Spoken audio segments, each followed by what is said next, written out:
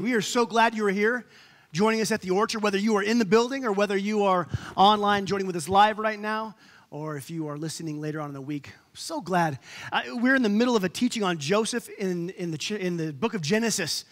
And the challenge each week is that for those of you who've been with us for a year, you know exactly where we are in the story. You're going to pick it up where we left off last week. But for others of you, this might be your first time, and you're like, I have no idea what's been happening. And so the challenge is to always have, and this is the easy part for me. Did you know I cannot preach good enough to really do anything in this room?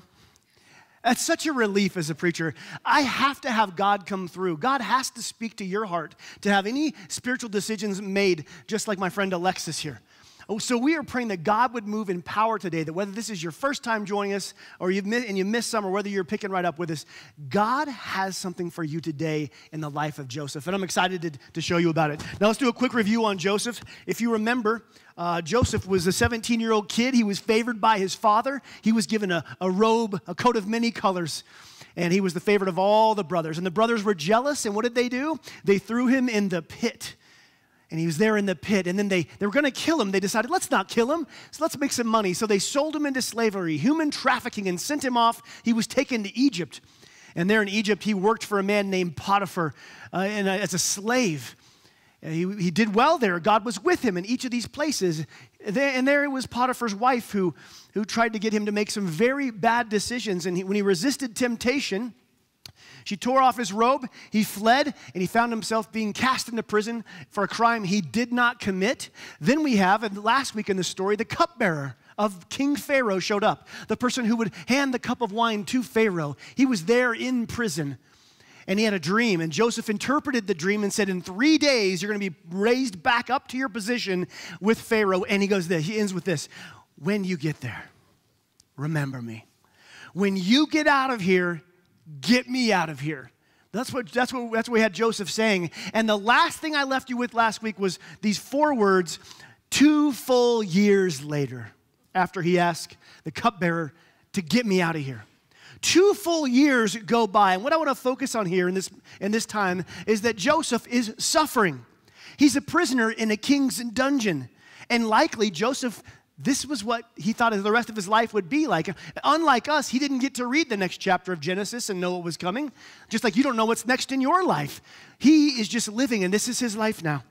One of my favorite theologians, A.W. Tozer, talks about suffering and how God uses it to make his people ready by giving them great character. And Tozer says this quote, God brings us through trials as preparation for greater use in his kingdom.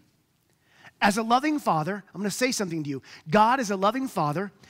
God cares more about your character than your happiness. Let me say it again, because it's kind of hard. God cares more about your character than your happiness. Now, that might be hard to imagine because he's a loving God. Of course he wants you to be happy, right? But let me just put it this way. I would rather my kids have greater character than be happy. Happiness is the temporary condition of getting what you want when you want it. Character is a forge within you that you can choose joy even when circumstances are terrible. Parents, be cautioned in appeasing your children with the goal of making them happy and forgoing the character building that comes with going without. So God cares more about your character than your happiness. But if we're honest, if we just take a poll in here, who wants to suffer for character? We would all say, nope, not me. We want the character, but we don't want the pain. We don't want the trials. And if we do go through a trial, if I am going to go through a hardship, well, you know what? I want to be able to choose what it is. I want to choose how long it lasts and probably the intensity of it. You see, we want the wisdom and experience and the faith and the character that comes from passing through a difficult season. But we don't want the brokenness and tears that come with it. A lot of our lives, just like us, Joseph is going through some dark valleys. And Joseph is not in control of the timing of his time there in prison. He's not in control of the release. He's not in control of the intensity. Again, for all he knows, there's no end to this hell that he's experiencing. And perhaps today, you're in something right now, and you have no idea when it's going to end. And you don't see an end in sight. You're in a dark season, a dark valley, a painful, hard circumstance. It's been like this for a while maybe, and you don't know if it's ever going to end. This could be life now. You could be right where Joseph is. But as Tozer and many sages have said, God often does his deepest work in the darkest seasons of our lives. And Joseph, remember, 17-year-old Joseph had grand dreams. In fact, he told his brothers, you're all going to bow down to me. Told mom and dad, hey, even you are going to bow down to me. Larry Crabb, he talks in his book, Shattered Dreams, about what Joseph went through. He says, quote, shattered dreams are never random. They are always a piece of a larger story. And the Holy Spirit uses the pain of our shattered dreams to help us discover our desire for God and to help us begin dreaming the highest dream. They are ordained opportunities for the Spirit to awaken the highest dream in us. You see, Joseph's dreams have been shattered, but God is forging a new dream, a higher dream within him. One that has less to do with people bowing down to him and has more to do with being the kind of man who can walk with God whether he's wearing a royal robe or slave's rags. What Joseph is going through here in this story, it's not unique, and my hope and my prayer, and many of you have echoed this to me, is that you have found your own story in Joseph's life in the past weeks, the pit, and then working without purpose for Potiphar, and then the prison. You found yourself in there, but we all have our seasons of loss and hardship. But what about the Bible? You know, I mean, we look at this book, and George MacDonald puts it this way. George MacDonald says, most of the Psalms were conceived in the wilderness, and most of the New Testament was written in prison. The greatest words of the Scriptures have all passed through great trials. The greatest prophets have learned in suffering what they wrote in their books. When our God is about to make use of a person, he allows them to go through the crucible. So take comfort, afflicted Christian. The question is, we go through these seasons. The question is, when dreams are broken, when valleys are dark, when diagnoses are bad, when circumstances happen to us, what is God forging in us? What does he want? What is the goal that God's working toward to build in us and break something off of us? What is it God wants? And what is God looking for? What is he building? I'm telling you, he's building people who look more like him. He wants you to look more like him. He wants you to love like him, to lead your business or your family like him. He wants you to see other people the way he sees them, to speak like he does, to give like he does, to look more like him. And what we're seeing in Joseph's life is the transformation of this cocky young kid who goes to the pit, Potiphar, and then prison, to a young man who looks a lot more like the God he refuses to lose faith in. Now let's jump into Genesis 41. There's a lot of text today. I'm going to read fast, so you're just going to have to keep up, okay? 2 full years later, Pharaoh dreamed he was standing by the bank of the Nile River. In his dream, he saw 7 fat, healthy cows come up out of the river and began grazing in the marsh grass. Then he saw 7 more cows come up behind them from the Nile, but these were scrawny and thin. These cows stood beside the fat cows on the riverbank. Then the scrawny, thin cows ate the 7 healthy, fat cows. At this point, Pharaoh woke up. Wow. The cow dream. Cow on cow crime. Verse 5, he fell asleep again, had a second dream. This time he saw 7 heads of grain, plump and beautiful, growing as a single stalk. Then 7 more heads of grain appeared, but they were shriveled and withered by the eastern wind. And these thin heads swallowed up the 7 plump and well-formed heads, and Pharaoh woke up again and realized it was a dream. The next morning, like after getting up, he was very disturbed. So he immediately calls for his magicians and wise men of Egypt. In ancient Egypt, like many ancient cultures, they believed that dreams were messages from the gods. And the Egyptians especially, we have some catalogs of this, they had magicians and these pagan spiritualists who, when someone had a dream, they would record the dream in a book and they would watch the life of the person to see what would happen. Well, they dreamed that they showed up at work naked or were falling. Did that happen in their life? Like, are these things happening? What's from God? What do dreams mean? Dream interpretation became a spiritual practice of these pagan priests who would go through rituals and great pains to interpret the dreams of the kings and queens. And the better they did, the higher they rose. But they didn't have divine insight. They were merely using humanity's best guesses about what it could mean.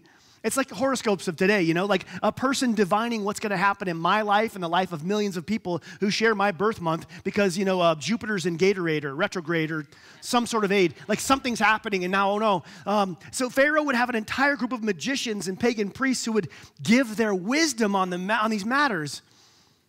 But he tells them this very specific dream. He's deeply troubled. And their best efforts, they got nothing. They cannot do it. When Pharaoh told them his dreams, none of them could tell him what they meant. He's troubled, and he ought to be. Did you know that Egypt's wealth and dominance is tied to cattle and wheat, the two topics of his dreams? He would be troubled greatly as he saw the fat cows and the plump wheat being overtaken. And then the cow was often a symbol of the Egyptian goddess Isis. Like, is she sending me a warning? What's happening here? But what do we know? We know who's sending the dream. We know who's sending this message. God is sending this dream to him for a reason. And here's the reason. God is making a way for someone. God is working in high palaces to open doors for a person he has been preparing in a prison. And God still does this. I hope you know this. God still does this for his people. God is working above you to prepare things. He's working in you so he can someday call you up and out to work through you in a new and different way. God has been forging faith and character in your life that you will be trusted when you rise up to the next level. God has something prepared for each of us, each person. But guess what? Today you might not be ready for the next season. He will prepare you for the purposes that he has for you. The hard part is, this is the hard part to preach, like Joseph, the preparation often comes through trial and through hard seasons, pits and Potiphar and prisons. Verse 9, finally the chief's cupbearer who happened to be there in the room with the cup of wine comes to his senses. Oh, today I have been reminded of my failure, he told Pharaoh. He's reminded he was supposed to tell Pharaoh something about someone, Joseph, 2 years ago. Some time ago, you were angry at me and the chief baker. You imprisoned us in the palace of the captain of the guard. One night, the chief baker and I each had a dream, and each dream had its own meaning. There was a young Hebrew man with us in prison who was a slave of the captain of the guard. We told him our dreams, and he told us what each of the dreams meant. He interpreted these dreams. But guess what, Pharaoh? Everything happened just as he predicted. I was restored to my position as your cupbearer. Like this guy knew I would be back here before you did, Pharaoh. And the chief baker, yeah, he got impaled on a pole. Yeah. I mean, this dream has troubled Pharaoh. It troubled Pharaoh so much, he's like, you know what? Let's summon a slave. Bring me a slave to help me. Magicians, step back. Wise men of my courts. So 14, Pharaoh sent for Joseph at once. Now put yourself in Joseph's shoes here. Put yourself in Joseph's shoes. Just for a minute, as best you can. You've been in prison for years. 2 years after the cupbearer left, who was your last hope. And guess what? Your entire life is monotony. It's the worst Groundhog Day ever. It's the same day over and over. The same food, everything's the same. This is your life now. You wake up, you put on your slave garments, you get ready for the day because the chief of the guard will be in and things must be in order and prepared. And then you have to make your rounds because we've learned that Joseph also takes care of some of the prisoners. You've done this every day. Your life is stuck on repeat. You've been forgotten in this place. I mean, your parents have forgotten you. Your brothers have forgotten you. Potiphar and his devious wife have forgotten you. Life has forgotten you. Forgotten by the cupbearer even, who was supposed to help you. And how long have you been down here doing the same thing? You hear the opening of the outer doors, indicating that the chief of the guard is coming. But when the doors open, however, for once, something new is happening, something different than what's on repeat. Pharaoh's guards, personal guards, come in. They look at you and they say, the king demands your presence. Not a question, a demand. I mean, you woke up this morning without any indication that your prison time was over. And God does this in our lives. You will be in prison and you will wonder, you'll be in the pit and wonder, when is this over? And in God's timing, he will raise you out and call you to something different. But now you're being escorted out of the dungeon that you've called home for far too long. This was in God's timing. Verse 14, God sent for Joseph at once, and he was quickly brought out of prison. Pharaoh doesn't want to have to wait on this. He's disturbed. Bring me a slave. There's no reason to draw this out. He had to be shaved and changed his clothes, and he went and stood before Pharaoh. Why shave and change your clothes? Because you're wearing rags. Well, why shave? Well, the Egyptians at this time, in their culture, the Egyptian men shaved their entire head and sometimes their entire body. There's all these hieroglyphs of this, and actually pharaohs were buried, and they found these gold and encrusted shaving kits so they could shave their head in the afterlife. Joseph has this Duck Dynasty flea-infested prison beard that's, Western Slope, Colorado. It's popular here without the brushes and the board, all the stuff. And so he gets completely shaved. He's shaved, he's dressed in white linen. This dream was pressing, so he's being hurried along.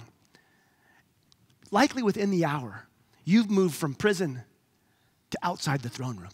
Probably within an hour, I'm guessing. Pharaoh's waiting on this. Can you imagine? I mean, you have gotten used to the dim lighting of the dungeon. And yeah, you are entering and you're blinking at the bright lights of being out of the dungeon and the reflection of off all the gold and the opulence. You've gotten accustomed to the smell of men locked in close captivity with no running water, buckets, etc. And now you are here smelling the finest incense in the world. You become familiar with the chorus of groans and tears of prisoners throughout the day and throughout the night. But now, as you're walking along, you're hearing the instruments of the court minstrels. In a whirlwind, you're entering the throne room of the most powerful person on the entire planet. And there, at the end of this golden path, there's a throne, and there he is, sitting there, looking at you, waiting for you. It's the king. It's Pharaoh, who's believed to be a god. You're brought forward and you were bowed low. And then Pharaoh speaks to you. Then Pharaoh said to Joseph, I had a dream last night, but no one can tell me what it means. He looks at the Magi, But I've heard that when you hear a dream, you can interpret it. Now, Pharaoh's distressed. He's bringing slaves up to interpret dreams. Hail Mary time, anything. And he cuts right to the chase, notice. He just says, let's not waste our time. I've heard if I tell you a dream, you can tell me. Now think of Joseph. Think of all he's been through that got him to this plot of gold that he stands on now. He was in the pit, and God was with him. He was the pain of slavery, God was with him. Years of prison, God was with him. And here he is in the palace in front of Pharaoh. And what does Joseph know? What is the only thing he knows? God's with me. I don't really know what's going to happen right now, but I know God's with me. I bet he was wondering what was happening. I bet he was praying internally. And we see in Joseph's answer that comes next that he is not who he was. He is not the kid we met chapters ago, or with Potiphar, or in the pit, or even in the prison. When asked if he can interpret dreams, do you know what comes with that if he does it successfully? Likely a ticket out of prison. He could have gone, oh, yeah, tell me your dream. I could help you for sure. How does he answer? He says this, it's beyond my power to do this. Sorry, I can't do it. But God can tell you what it means and set you at ease. Notice he doesn't take this opportunity to plead his case. Well, while I have you here, Pharaoh, did you know that Potiphar's wife? He doesn't, no, he's humble. He says, it's not me. This is beyond my power. But I want you to catch the boldness here too. He's humble and he's bold. It's God. Saying it's God to the most powerful man on the planet who's considered a God is boldness. Joseph is saying, listen, you may be the God king, but you need the help of the one and only God. You might not know what this means, God king, but there is a God in heaven who can tell me. You see, there's a strength that a Jesus follower can stand in when they know who they are and whose they are. And they trust God and they know that he loves them. A person who's rooted in faith stands in a security that the world can't rattle, not even a God king. Joseph is 100% secure here, even though he is a stranger in a strange land, a slave prisoner standing before the most powerful person on the planet. Security in God comes from intimacy with God. In Joseph's time in the pit, he cried out to God with great need. During his time working in a job that he didn't want under Potiphar, God was with him, and Joseph learned that it was not his own self to have faith in, but had faith in God. When he was faced with temptation, he stood in security of character and integrity, knowing how God would ask him to behave, and he resisted temptation. When thrown into the prison for a crime he didn't commit, perhaps the only thing he could hold on to was that God was with him, and I will keep my faith in him. He knew who he was in God's eyes. No matter what circumstance, no matter what pit, job, purpose, slavery, prison, he knew who he was and he knew whose he was. And we know that because he stands before Pharaoh and knows these things. 17. So Pharaoh told Joseph his dream. I'm going to skip through that because Pharaoh recounts the dream of the 7 cattle and the 7 all those things. And in verse 25, we move down. Joseph hears the dream. He responded. Both of Pharaoh's dreams mean the same thing. God is telling Pharaoh in advance what he is about to do. Pharaoh, a God king, yet he's limited. And he needs a God to tell him something prophetic, something that will happen in the future. Joseph continues with God-given interpretation, words of knowledge. The 7 healthy cows and the 7 healthy heads of grain both represent 7 years of prosperity. The 7 thin and 7 scrawny cows that came up later, 7 thin heads of grain withered by the east wind, they will represent 7 years of famine. This will happen just as I described it. Like, this is your dream to a T. The one who gave you the dream is giving me the interpretation. For God has revealed to Pharaoh in advance what he's about to do. The next 7 years will be a period of great prosperity throughout the land of Egypt. But afterwards, there will be 7 years of famine so great the prosperity will be forgotten. Famine will destroy the land. Now, if you're Pharaoh and that's your land, what do you think? The famine will be so severe that even the memory of the good years will be erased. As for having 2 similar dreams, it means these events have been decreed by God, and he will soon make them happen. Pharaoh's jaw just hits the ground. Oh. Joseph is giving divine interpretation that God granted him.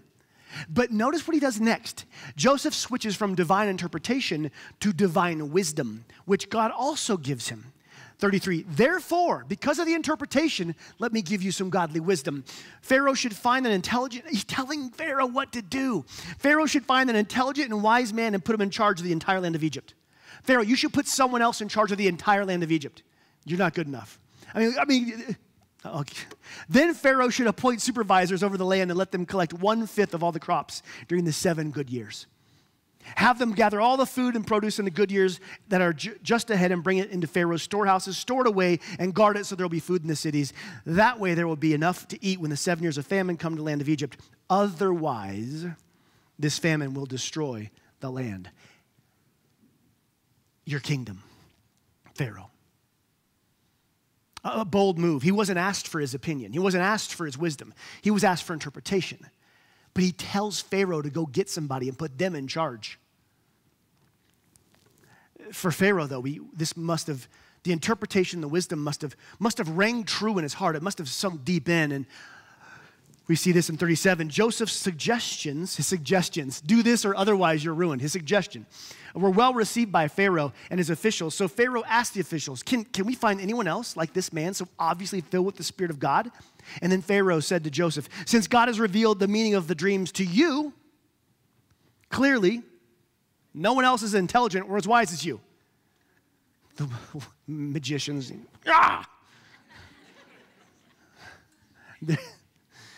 Something has happened that's amazing. All the greatest minds, the greatest spiritualism that he could gather had nothing on one person submitted to God with God's Spirit speaking through them. The greatest of the earth of this time of spiritualism and wisdom on man's and women's accounts, one humble slave filled with the Spirit of God spoke truth that no one else on the planet could give. And Joseph, when asked, he made it clear, didn't he? Only God could do this. So Pharaoh is forced to recognize that there is something or someone working in this that's beyond his normal culture. This God that Joseph speaks of is informing Joseph is so powerful. The language in the Hebrew actually says, Pharaoh says, this man is filled with a divine spirit. I don't think that Pharaoh converted or understands who Yahweh, the God of gods, is at this moment. He just sees that someone is speaking through this kid.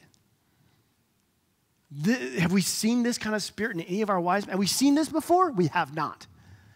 Now, what does a powerful ruler do when he comes into contact with someone with power? He wants it. And so Pharaoh recognizes it. And this dream is alarming him and threatening his entire kingdom. He's in a place of great need, and Joseph is now in a place of great power. Verse 40. Pharaoh continues, you will be in charge of my court. All my people will take orders from you. I can just see everybody looking around like, what just happened? Only I, sitting on my throne, will have a higher rank than yours. Pharaoh said to Joseph, I hereby put you in charge of the entire land of Egypt. Then Pharaoh removed his signet ring, the ring that you can do anything with, the rubber stamp of all rubber stamps. He places it on Joseph's finger. He dresses him in fine linen clothing and hung a gold chain around his neck. Then he had Joseph ride in his chariot. Like, go for a joyride is a second command. And wherever Joseph went, there's these people yelling, kneel down. So Pharaoh put Joseph in charge of all of Egypt. And Pharaoh said to him, I am Pharaoh, but no one will lift a hand or foot in the entire land of Egypt without your approval, Joseph. Joseph had been in prison an hour ago, where he'd been forgotten, where he'd been stuck, where he'd been down in the dumps wondering if life would ever turn out for him. And while God had been preparing Joseph in the pit and with Potiphar and the prison, God, the waymaker, had been bringing his purposes into place in the palace. And at just the right time, when Joseph was prepared and the circumstances were pressing, God leveled up Joseph into his purpose and position for such a time as this. From iron manacles to gold bracelets, from iron around his neck to gold necklaces, from prison slop to the king's table, from dim lit rooms and hard floors to sleep on to Egyptian sheets, you know? Joseph gave God credit before this happened because Joseph had been prepared and he landed in faith with God throughout his struggles. Joseph was prepared in the pit in prison with Potiphar for that moment to stand in faith knowing it wasn't him. Joseph knows who raised him to this place. Joseph knows how he got to the palace. He's not believing, man, what luck. I am pretty smart, actually. You know, maybe Pharaoh's onto something. No, none of that. He knows exactly. Joseph got to know God when he was a tear-streaked teenager in a pit crying out for help.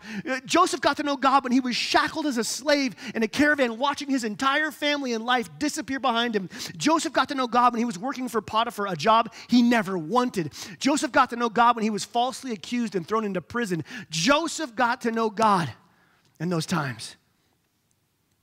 And you get to know God in a pit in a way you never get to know God on the couch. You get to know God in a deep way in the prisons of life that you never know God in the palaces. You come to know God in his heart when you're sick in a way you don't get to know him when you're living in success. You get to know God in the dark valley in a way you'll never know him on the summit. I have come to know God when I was on my face, crying into the carpet, like rug burns on my gums, yelling in just brokenness and tears. I've come to know God and in that way, in a way I never knew him when I was on my feet and smiling. I've come to intimately trust God in my heart. Not because life went good for me, but because life went bad for me. And in those moments, I was met by a God who I never would have met when the sun was shining and life was good. And my children, if they only knew their daddy when they got good grades and they were obedient and they won their games and things were good, they wouldn't know their daddy's heart for them. But when life hurts my children, when they lose, when they are mocked, when they are dejected, and when they are sick, when I hold my daughter's tear-streaked face in front of me and speak kindly and lovingly to her, when I wrap my son in my arms and just hold him, my children know their daddy in a way that no one else gets to. They know my heart. And it's when our life hurts and we're in our Father's arms that we learn to trust and we learn faith and we learn a side of God in the valley you never find in the summit. The pit is a blessing as it forges intimacy with God. Well, working for Potiphar is a blessing as it builds trust in God. Working or in the prison is a blessing because it forces and forges deep faith in God. We learn to lean on God in the prison in ways that we never have to in the palace.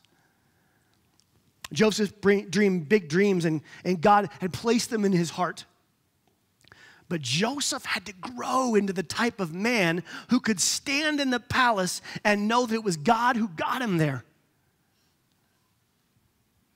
17-year-old Joseph would have stood there and gone, now this is what I'm talking about. This is it. When I was in my 20s, I was on a walk with my mentor, the pastor of the big church there, and we were doing some discussion, and Georgia has these rolling hills and kudzu and all this stuff. We're walking along this big mega campus, and we come over the hill, and there's this big church in front of us, and my mentor, he told me, he said, someday God's going to give you a church, but he's going to make sure you don't need it before he does. And there's some desires of your heart that God wants to give you. But it's in the pit with Potiphar and the prison that we are formed and forged, built and broken.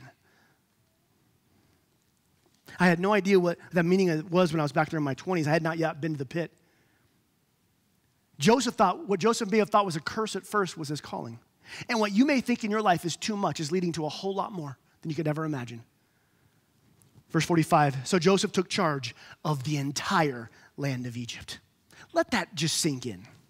We've been with Joseph. We've seen him being shackled in tears, and we've seen his life. Joseph took charge of the entire land of Egypt. But there's one verse, don't put it up yet. There's one verse I want to end on today because we've been following, don't read ahead, you readers. We've been following Joseph for weeks. Weeks we've been doing this. We saw him, he was 17, this cocky 17-year-old, hey, you're gonna all bow to me. Then he goes to the pit. How long was he in the pit? Then he goes, sold into slavery. How long did he work for Potiphar? He goes to prison. How long? How long were these seasons? How much breaking was there? How much building was there? How long was this? Joseph was 17 when he was first cast into the pit. Verse 46, Joseph was 30 years old when he began serving in the court of Pharaoh, the king of Egypt. 30. Now you might be well older than 30, but let this be the indication. That's not the number that matters. It's the time that passed. You see, we want our character lessons to be microwaved, quick and painless. But there's often a pressure cooker involved. Left to our own comfort zones, we get stagnant. Left to our own routines and ruts, we might not grow the character we need. Remember, God is more interested in your character than he is your happiness. And there are seasons of life, we must admit, we aren't happy. Now, when I say that he's not interested in your happiness, I mean he loves you dearly. It's because of his dear love for you. He wants to teach you character to have peace and joy regardless. Where there are seasons that are hard. But you may already be able to look back at some seasons in your life and see, because of that, I am who I am now. I talked to someone right after the first service who's been through something excruciating this past year. Excruciating. And she goes, I would do it again to be where I am right now. Often there's a grit and a holy fortitude that's forged in people who follow in Joseph's footsteps. James, the brother of Jesus, puts it this way. Dear brothers and sisters, he's talking to you, when troubles of any kind, there's a couple key words here. First of all, it's when, not if. When troubles of any kind come your way, consider it an opportunity for great joy. Why? For you know that when your faith is tested, when you're in the pit, when you're in the Potiphar, when you're in the prison, when your faith is tested, your endurance, that perseverance, that holy grit begins to grow. So let it grow, people. For when your endurance, when your perseverance and your grit are fully developed, you'll be perfect and complete and mature and not lacking anything. What's the point today? You may be in the pit. God is with you. You won't be there forever, but you can be sure he's shaping you, preparing you for something. You may be in a monotonous job like Potiphar, lacking purpose, don't know what you're supposed to do in life. Know this, God's with you. You won't be there forever, and he's building in you a deep and holy grit you're going to need for what's next. And you may be in a prison of your own making or one that you've been put in by life circumstances. Know this, God's with you. He won't have you there forever. And the testing of your faith is forming in you something more precious than gold, a perseverance of faith, a forging steadfastness that you're going to need for the next season. Because your season in life will change. So do this. Don't lose heart. Don't lose faith. Don't cave in character. And don't forget, God is with you. Your pit isn't the end. You won't work for Potiphar forever. You won't be in the pit and the prison won't always hold you. And more than that, like Joseph, God is preparing you in each of those areas for what he has next for you. Orchard, whatever you are in right now, whatever trial or valley you find yourself in, remember the life of Joseph. Remember this life. Remember that this season of your life will pass, that God is with you, and that God's preparing you for what's next. And next verse I want to sing deep in your heart. This is one to memorize. This is one to plant within yourself. It says this, Romans 8:28, know that God causes everything. Wait, what about that? What about that thing that happened in my childhood? What about that thing I'm going through now? What about that circumstance? What about that death? What about that loss? What about that diagnosis? What about that divorce? What about the debt? What about that? God causes everything to work together for the good of those who love God and are called according to his purposes. Do you love God?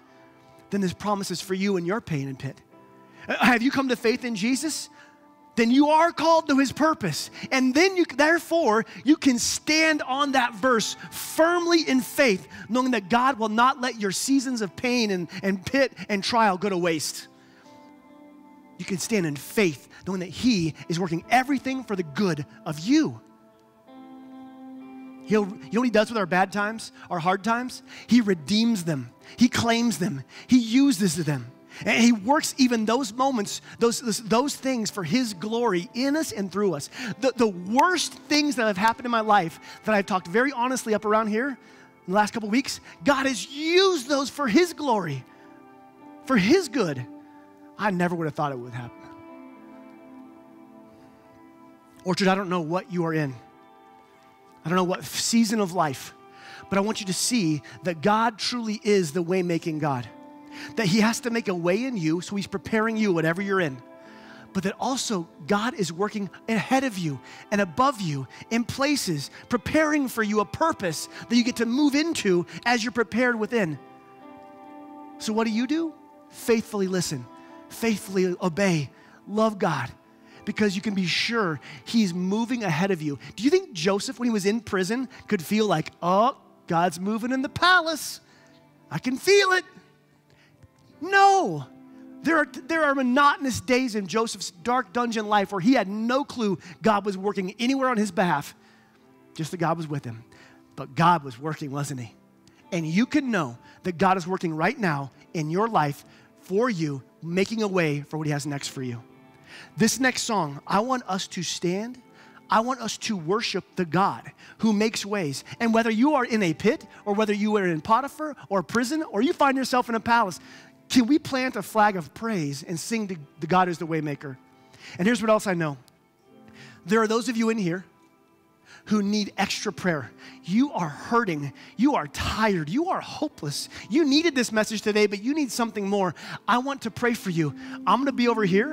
I'm going to have some elders over there. I'm going to have some other trusted people in the back.